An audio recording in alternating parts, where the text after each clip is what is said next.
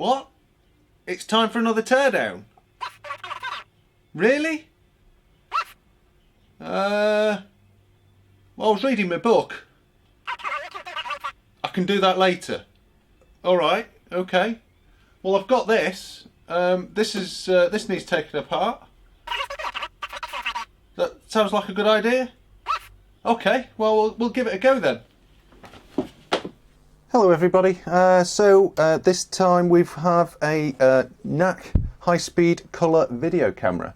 I've been long interested in high-speed video. I would absolutely love to get a decent high-speed video camera for myself, because I'd love to do make videos in high speed. I just think it's a fascinating thing to work on. Obviously, I'm subscribed to the slow-mo guys, and I've watched slow-mo videos on YouTube endlessly. I've also taken a great interest in Tesla 500's project high-speed video camera, which I'm really interested in. I definitely want to buy one of those if they're available. And I'm continually scouring eBay for the odd bargain. But unfortunately, this I picked up. It wasn't expensive because this is literally just the camera head. There's no recording mechanism with this. This dates from around about 1987, 1988. I guess it was probably in production for a few years, so it probably ran up into the early 90s, I guess. So this is a Japanese-made high-speed video camera. The model number is the HSV 400. The 400 is the number of frames per second. So it can do up to 400 frames in colour. But what's the resolution, I hear you ask? Well, it's not very good. In colour, you have 230 lines, which is not a lot at all. The actual recording mechanism with this was a completely separate unit. There's a big data cable that connects in around the back here. I'll show you that when I take it apart. That had a big cable that went out to a large wheeled device, is probably the best way to describe it, which looks enormously heavy, which was a videotape recorder. Now, I believe the tapes were the same as standard VHS tapes, but I believe they run the tape faster to get the bandwidth out of the tape. So 160-minute VHS tape would get you 48 minutes of recording time. But interestingly, when it's recording, you can only get the 400 frames per second if you have a half-height picture. So that's that 230 lines divided by 2. So, 115 lines? That's really not much at all at the 400 frames per second. You can get 200 if you do the full height picture, which is the 230 lines. So, as you can see, the spec is not really up to it by today's standards. So this would have been part of a much bigger kit of items. Certainly, if you look at the accessories you can get for this, you can get strobe attachments that go on the top, and you'll have all the different lenses to go on the front here. There was different light sources. You could have multiple cameras, and you could blend between the two. So it's it seemed to be quite a well thought out, sophisticated product. Rather than just a single standalone high-speed video camera. Now, unfortunately, I can't really find any information about how much the HSV 400 system was. Obviously, it would have come complete. You would have bought the head, the tape recorder, and there's a monitor as well that goes with it, and a remote control and all this sort of stuff. So I've no idea how much this would have cost when it was new. It'd be interesting to find out, to be honest, because it is built pretty well. And it certainly would have been a top-of-the-line professional bit of kit, so it wouldn't not have been cheap at all. But if anybody does know roughly how much this might have cost, please leave that in the comments, because I would be interested to know. Now, there was a couple of things about this particular camera which caught my attention, and I thought they might be interesting to see in terms of a teardown.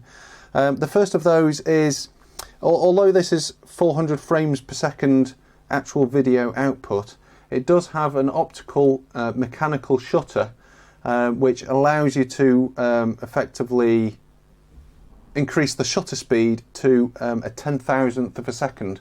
So what that would actually do is it would basically make a sharper image for each of the 400 frames that you get out of the camera. So the mechanical shutters over at the front here, it's just selectable on this wheel. You can actually change it between 10,000th of a second, 5,000th and 2,500th of a second. The second thing that is interesting about this camera is it's not solid state. It uses 3 Vidicon tubes, or it's actually a variant of the Vidicon tube. It's actually a Plumicon. The Plumicon is a Philips version of the Vidicon tube, which uses lead oxide as the target screen material. So it will be interesting to see how the tubes are arranged, how they're doing the colour splitting and filtering, because each of the one tube will do red, one will do blue, and one will do green. Right, let's take a quick look around this. It's all aluminium. It's a big die-cast chassis with 2 aluminium side panels on. On the back, it's pretty heavy. It must weigh about, well, I don't know, 6-7 kilos. On the back here we've got power indicator, white balance control, shutter control, output on and off effectively. I think that's it flicks it between camera, image and colour bars, and we've got a gain switch here as well. We've got power unit connector, OP unit, not sure what that is, maybe remote control or something. Over at the front we have the mechanical shutter control. We've got a C-mount lens. Below that we have another control which I believe is some kind of filtered, depending on what kind of light source you've got. So in a way it's kind of related to the white balance, I think. So we've got closed, tungsten and strobe sun. So that's there. We have this connector here called J4 lens. I'm not sure what that does. I'll put the top here near the handle. We have J5 EVF, so that will be electronic viewfinder. Back around this way we have another control on the side here, which is for the mechanical shutter. We've got 2 positions, shutter on and lock. Now obviously you can see that it's really well built. Everything is aluminium machined or cast. We've got lots of little cover plates with screws. Everything is all metal, and it all screws into place with little plates and covers.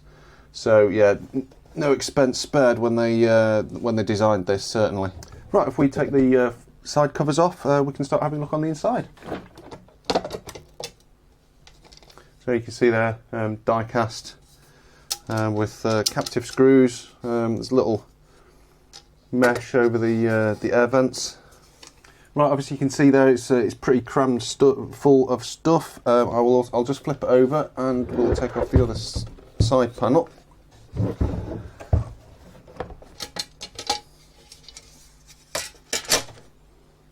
So again you can see, yeah, it's pretty rammed in here. Lots of wiring loom and what have you. Nice high voltage sticker there. So as I mentioned previously, this uses 3 Vidicon tubes, or Plumicon actually in this case, because they are a slightly different variant on that. They work in a very similar fashion to a CRT. So they have an electron gun, focusing coils, deflection coils, etc. So that'll be why we saw the high voltage stick around the back. Vidicon tubes don't work in anywhere near the same level of voltage that CRTs work at. So although it's high voltage, it's not as high as a CRT. So you don't really see too much in terms of high voltage stuff in here. Now another feature with Vidicon tubes is the output level is very low. So you need sort of pretty sensitive electronic front ends to be able to capture the image in nice detail. So there'll be preamps, which I'm going to hazard a guess. It's these bits covered under the shielding cans, which will then be sent to the main amplifier boards, and then out to the output, which is just there.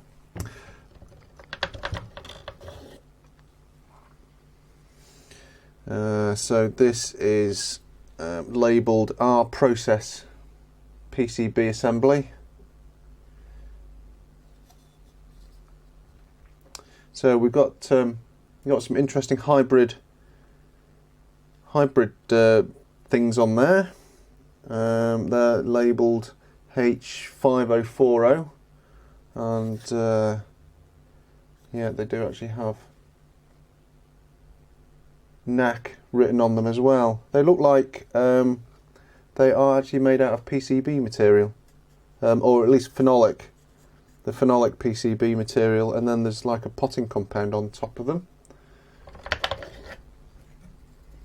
So this is G process PCB assembly, so this is going to be green.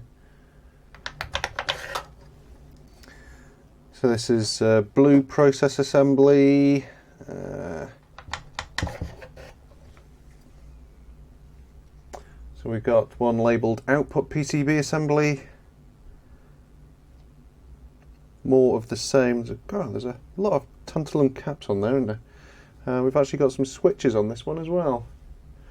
So we got S3, 2 and S1. And they're labelled Y, RGB, R, B, G and G.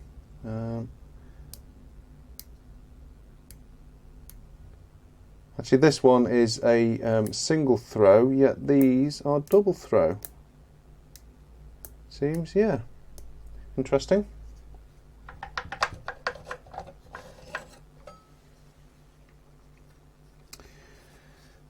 That's an interesting one. Okay, we've got a load of hybrid modules. 1, 2, 3, 4, 5, 6, 7, 8, 9.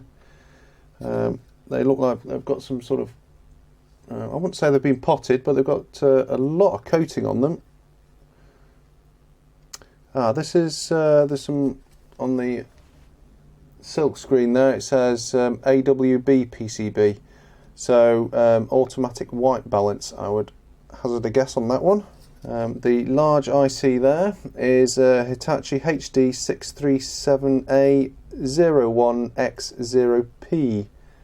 And there is a sticker on it as well, so maybe that is some kind of programmable device. Let's have a look. Right, that is an MCU,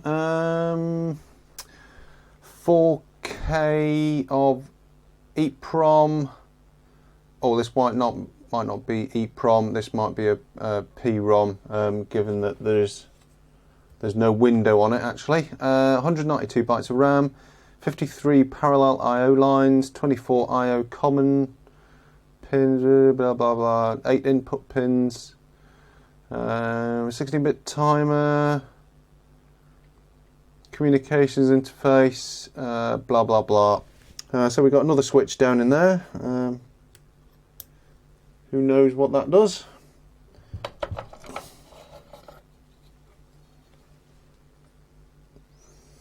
That's interesting. It's there's some heat sinks on there and some hybrid modules.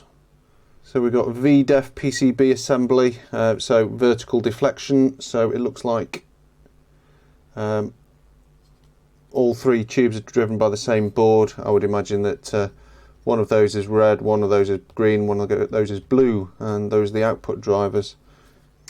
Right, so we should hazard a guess that this is the what was that one? Vertical, so this one should be the horizontal, I guess. Yep, HDEF PCB assembly. It's got a couple of transformers on there, load of capacitors. Can't quite see the silk screen. There's some gunk in there, just where the writing is. I can see a H, so I'm going to hazard there's HV PCB assembly written under there. Right, I've just got the three red, green and blue process PCB assemblies here. Just having a quick look at them. The first thing that jumps out at me is how many adjustment pots there are and how many test points. I mean, I think there's that's labelled VR15, VR11, 13, any higher? Yeah, there's like 13, 14 adjustment pots on each board and probably just as many test pins as well. We've got these little test points. These ones here. You can clip your oscilloscope probe to.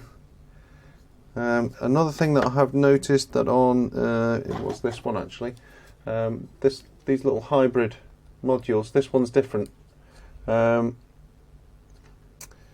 It's the same part, but it's different. And if you look on the back, you can see there it looks like it's been reworked. So there's a load of flux and stuff around on the pins. So that looks like that's been reworked and replaced at some point. This is the output PCB assembly, looking in a little bit more detail. Yeah, we've just got buckets and buckets of adjustment pots and test points. So I guess this needed a whole bunch of tweaking and tongue angles and stuff to get it dialed in right. This is the automatic white balance, or what I believe is the automatic white balance. We've got a battery on here as well, so there's obviously something being stored, kept alive. So we've got these little hybrid modules here.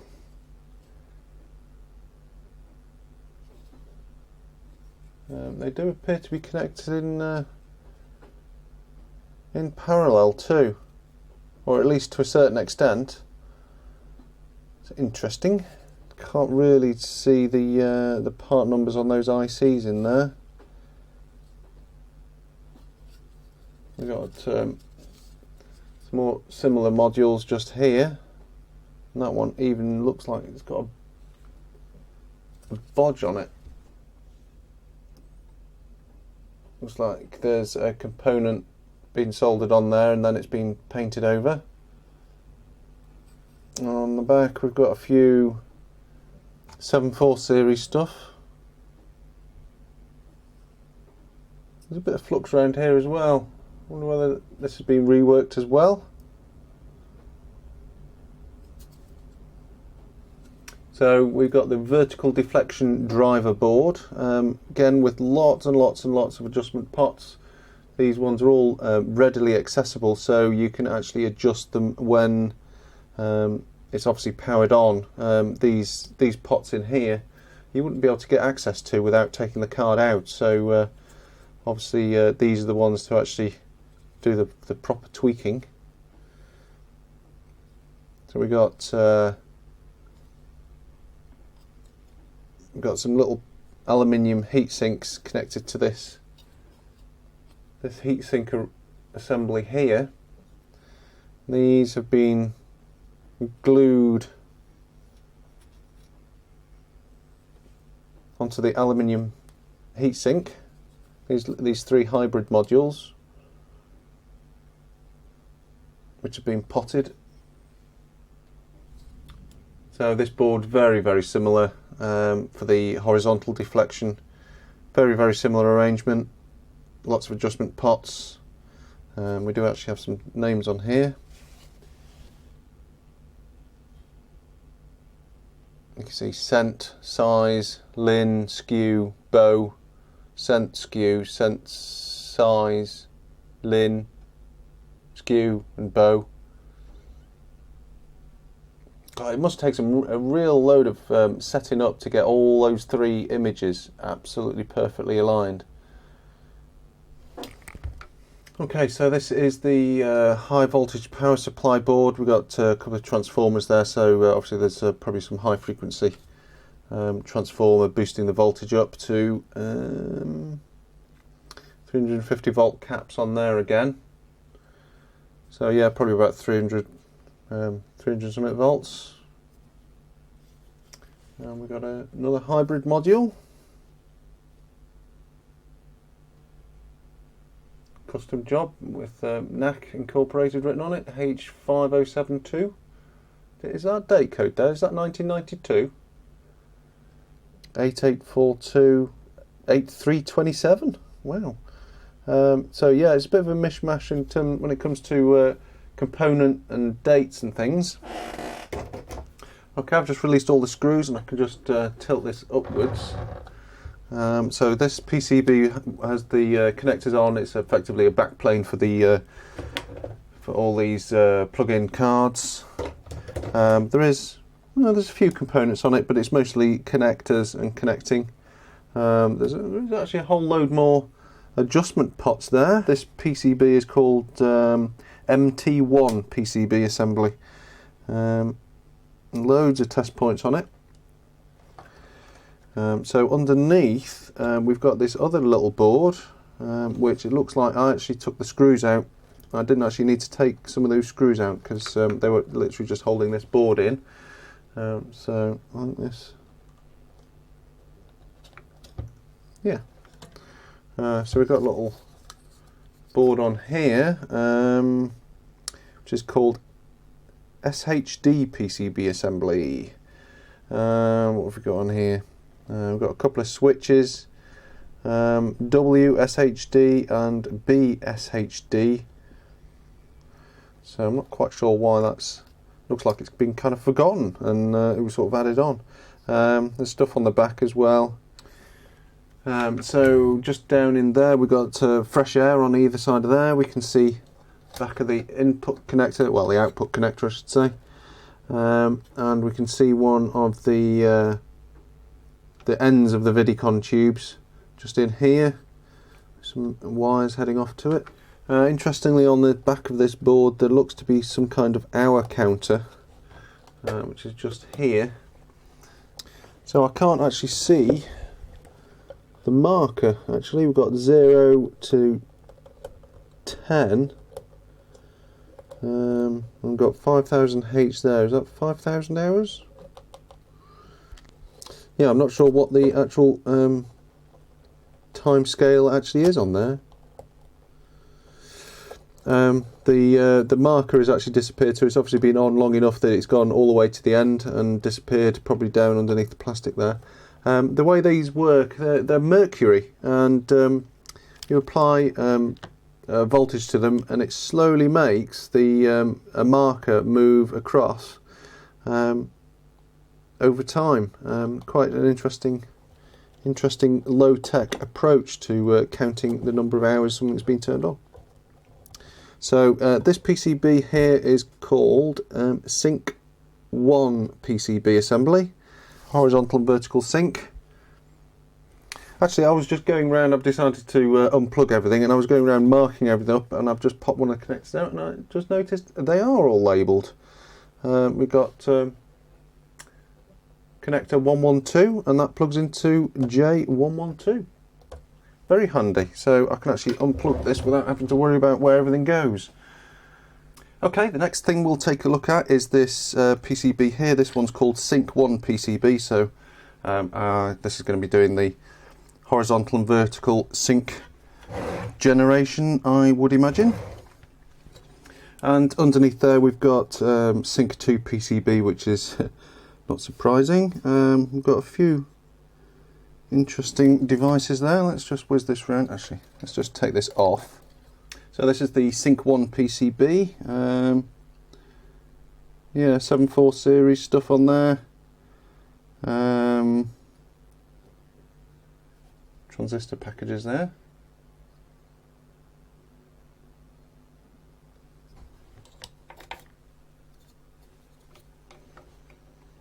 So Sync 2 PCB.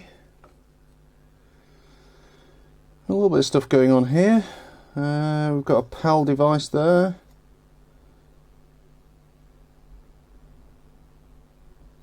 We've got another device there that I can just see underneath there on the writing lattice.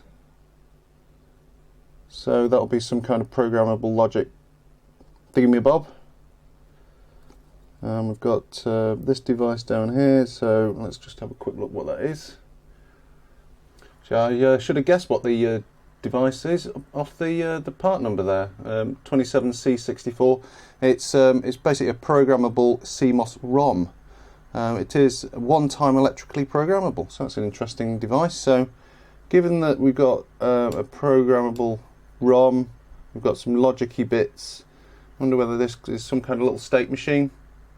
You know, there's not really any processing going on, it's literally just clocking its way through a load of logic.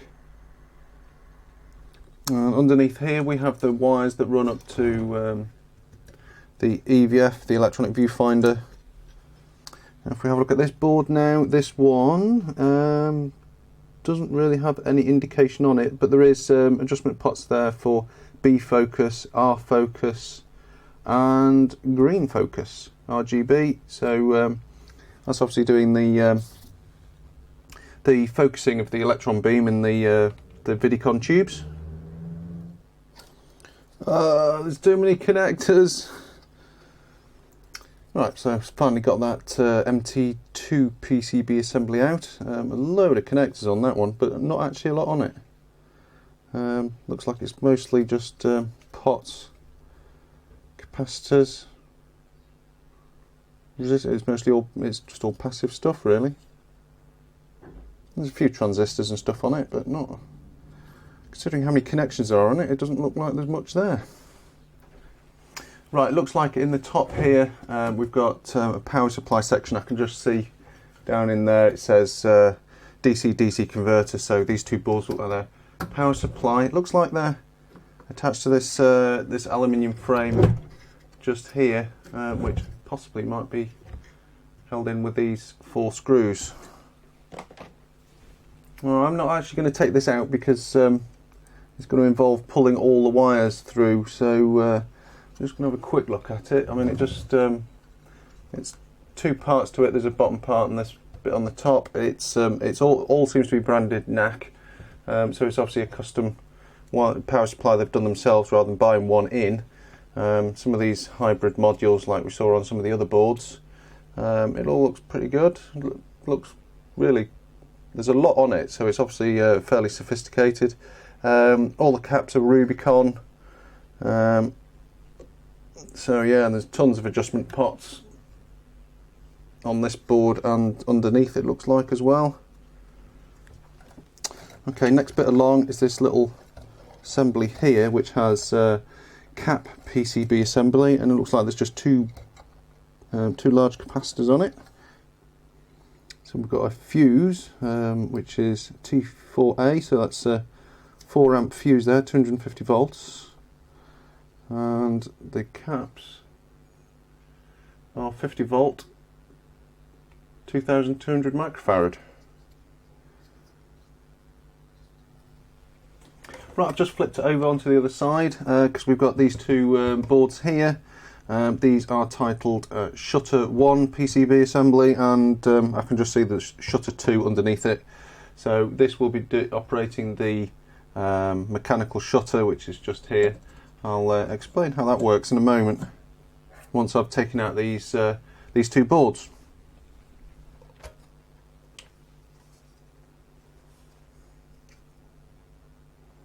So this is Shutter 1 PCB assembly. Another little switch on there. Looks like I might have just broken that off. Oops. So this is going to drive the shutter wheel. So that's going to have to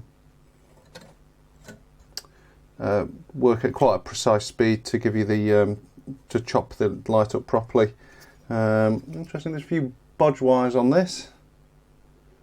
Got a little cap there. Some bodge wires, and there's is that a bodge wire? Yeah, I'd say that's a bodge wire.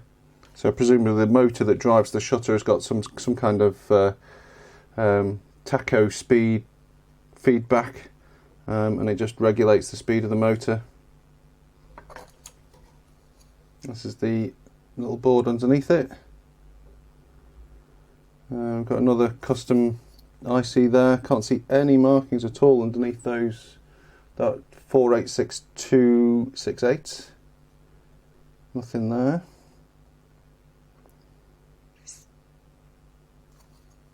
Oh, bodge-tastic. So yeah, definitely some fixing going on there. Right, now that PCB is out of the way, you can actually see the motor there that's driving the mechanical shutter, which is this wheel here. And on the end of that motor you have a sort of castellated kind of end on it. It obviously that's some kind of optical encoder to provide the speed feedback to the little control board. Right, I've just taken the screws out, and this won't actually come out without taking this this control knob off here, and that looks like it's an Allen key from the inside.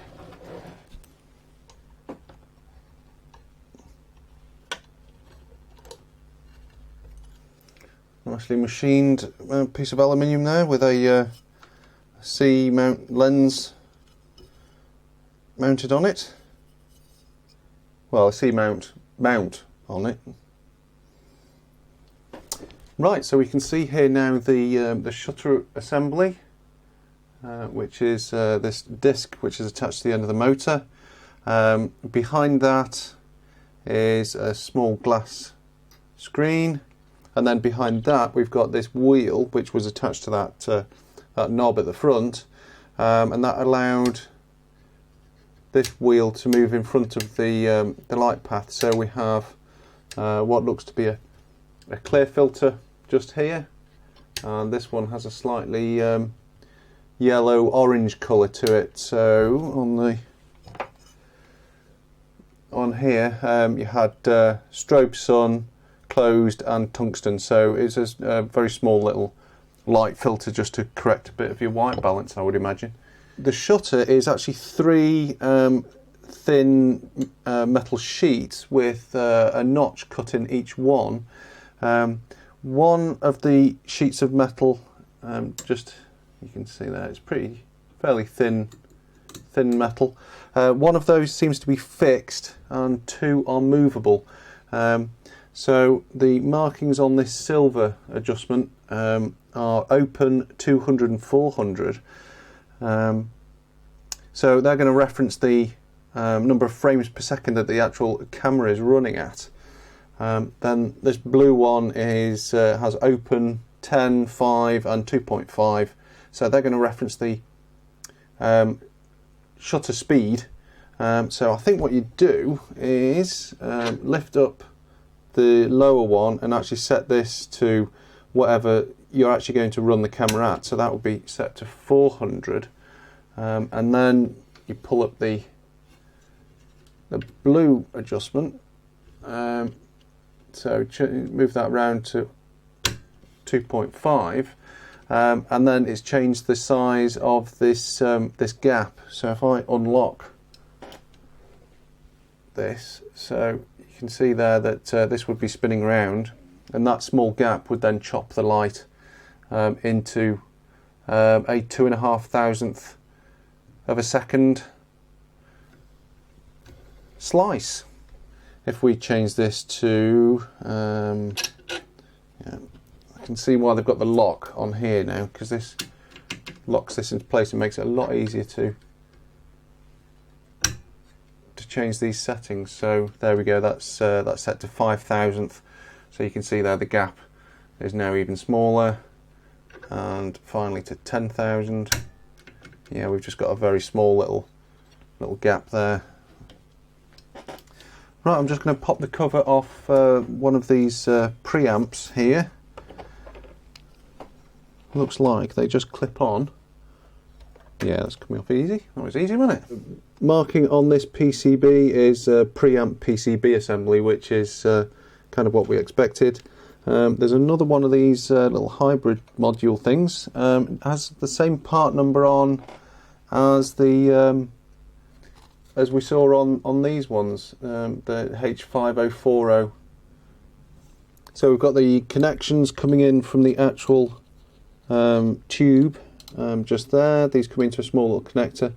Looks like those are coax connectors, which each with their own grounds.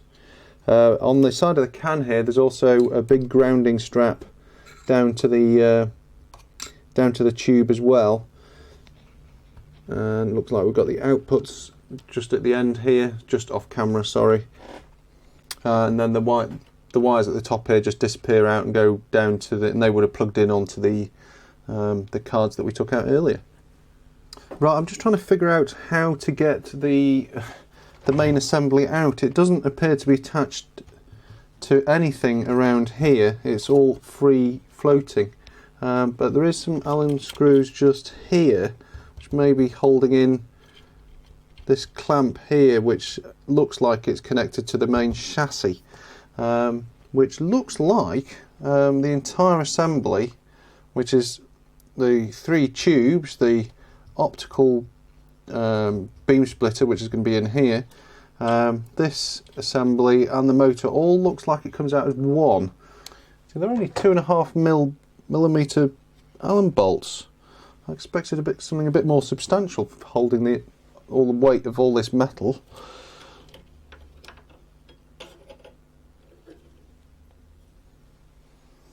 Okay, this wire here, this white one, seems to be restricting how all this comes out. So I'm just going to, seems to be, well, it was actually loose. Looks to be some kind of sensor that's disappearing into the optical block. Looks to be some kind of optical sensor. Okay, there's the chassis, and oh, I'm going to struggle getting all these back. Do they really need that many connectors? Oh, this is going to be insane. But we have the good bits. Look at that, isn't that? Doesn't that look cool? That looks like a proper bit of scientific equipment, that. So yes, here you can clearly see the how everything works in principle. We've got the light coming in here into this arrangement here, so there'll be a beam splitter of some description in there, it looks like. Would hazard a guess a dichroic prism, because these are all at slightly different angles. You know, that one there is not 90 degrees to that one, and that one's not in any relation to the others, so I suspect there's a dichroic prism in there. So the light would get split up into red, green and blue and sent into each of the separate Vidicon tubes.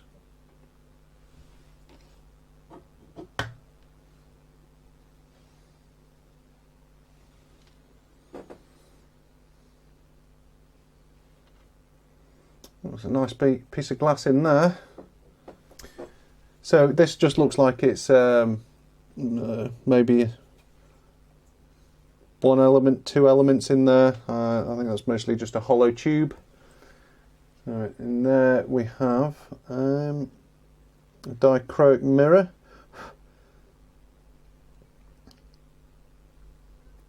Actually, I'm sure I can see in there a little diagonal line on the side, which would be the 2 parts of the mirror where they're sandwiched together.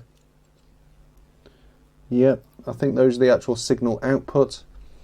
There, the focusing, and then you had the plug that went on the end, which is like this one here.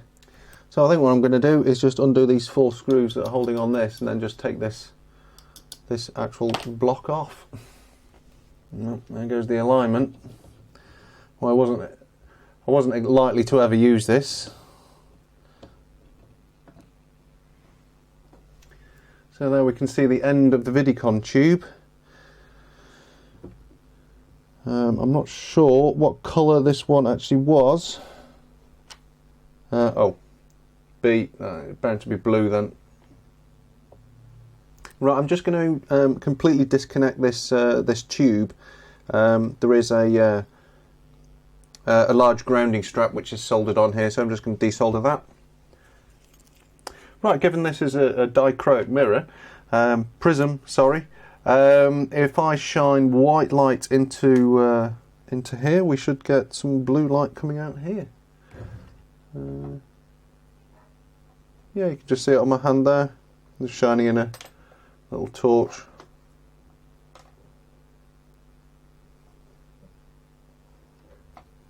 Right, let's take a closer look at this Vidicon assembly. There seems to be a clamp arrangement just here, securing this bit into it. There is also seems to be some kind of adjustment on the top here, so maybe that's for aligning it.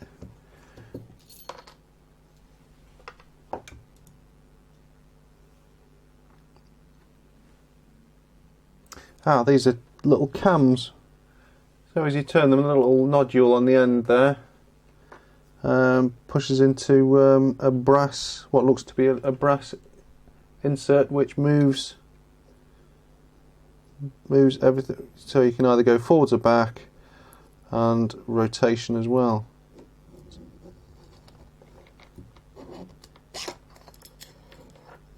Oh, that is that feels like magnesium. The colour of it as well doesn't look like aluminium. It doesn't look like they come apart. We've got this assembly on the front with the signal pickups in it, so there's going to be some attachment to the Vidicon tube inside there. There's a couple of little set screws.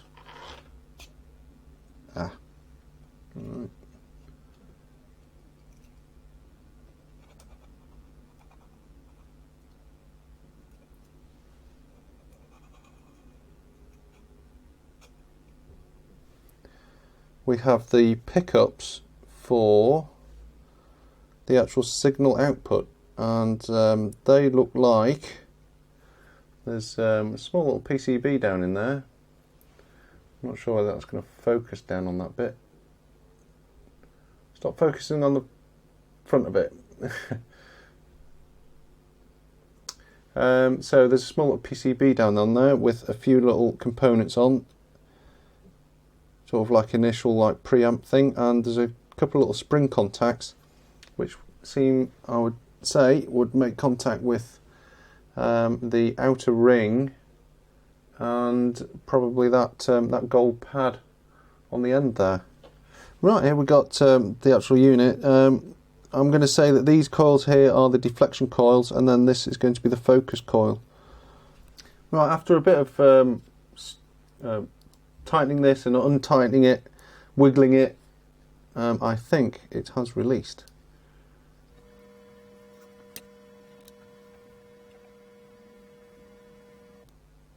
Ooh, doesn't that look cool? So the body of this is one big machine piece of aluminium, and then the coils are wrapped around it. See there, beautifully machined.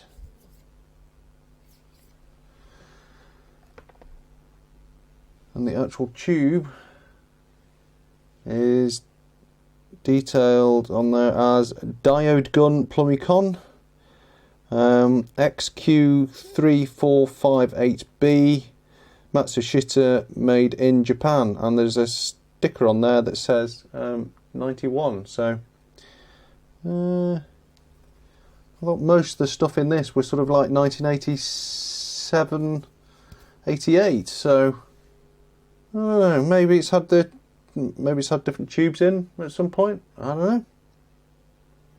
I can't really see inside because there's a silvering on the inside of the tube with this rather interesting pattern. So it seems to be,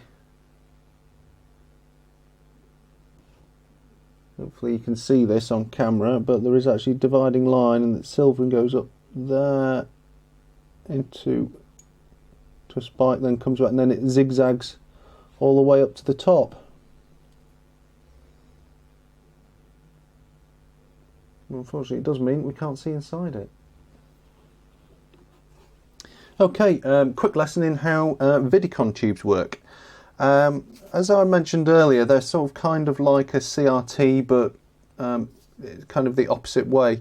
You have an imaging surface at the front, which is what this is. Now, in this particular tube, because it's a Plumicon, the imaging surface is made from lead oxide. There's a few different variants on the Vidicon tube, and they all tend to use different types of imaging surface. the light is focused onto this imaging surface, and we have an electron gun in the back. The electrons are accelerated down the tube and focused. The deflection coils will allow the electronics to scan across the back of this image area here, made out of the lead oxide. So it will scan very quickly backwards and forwards and make up a complete pass of the picture. Now, as the electrons actually come onto and hit the target there is actually a small noticeable output current. The actual target area is actually an electrode, so this is the actual contact point here. So you can measure very, very slightly the actual image, because as the electron beam travels across, you get a varying intensity out of the electrode. So obviously that's all timed together with the scanning, and you can actually pick up electrically what is actually on the actual screen. So in a way they are kind of like a CRT. A CRT works in a very, very similar fashion, but the electrons are accelerated to a much higher intensity, so when they strike the phosphor, in the case of a CRT, they have enough energy that the phosphor emits light, and you can actually see an image. So they are kind of like CRTs, but it all happens right down at the final bit where the electrons end up. Now, obviously, in the case of this particular camera, it's going to be running at 400 frames per second. So the actual scanning speed of these of the actual electron beam, which is deflected by the coils, is going to be really quite impressively fast, actually. You know, not only does it have to make a complete pass of the screen, it has to travel backwards and forwards. What was it? 270 lines. So 270 times, and then do that 400 times a second. And of course, given that this is a colour high-speed camera, you have 3 tubes, red, green and blue, as I mentioned earlier. So of course that is all happening in parallel on the other 2 tubes at the same time. So it all gets combined and sent out of the port on the back to the recorder. So this would have been quite an impressive feat of engineering to get these 3 tubes all synchronized at the same time, to get them all aligned optically at the same, and then managing all that over the cabling and all that sort of stuff. It was really quite impressive. This is a beautiful piece of engineering. And given that I only paid 40 quid for the whole camera, that's proved really interesting. And here we are, it's all back reassembled about 45 minutes later. I put it all back together. I think some of the wires might route around different ways, but everything's screwed back in where it should be. So this will become a nice ornamental piece for the lab. Yeah, really nice bit of kit. Right, I hope you all enjoyed watching that. I certainly enjoyed taking this one apart. It's been really, really interesting. I hope you found it as interesting as I have. I certainly don't mind blowing the 40 odd quid on the camera just to take it apart. But yeah, that's really, really cool. Thoroughly enjoyed that. My apologies that this is a bit of a long video. I had wanted it under I was aiming for about 45 minutes, but you know, it's gone over that, unfortunately, and I can't really get it down any shorter. So my apologies. I'll wrap this one up as quickly as possible. So if you've got any comments, if you want to, if you think you've spotted anything that I've missed, or you've got a bit of knowledge that about these types of cameras, then please leave them in the comments. Hit the like button if you liked it, and if you're not subscribed, hit subscribe. Right, thanks for watching, everybody. See you on the next one.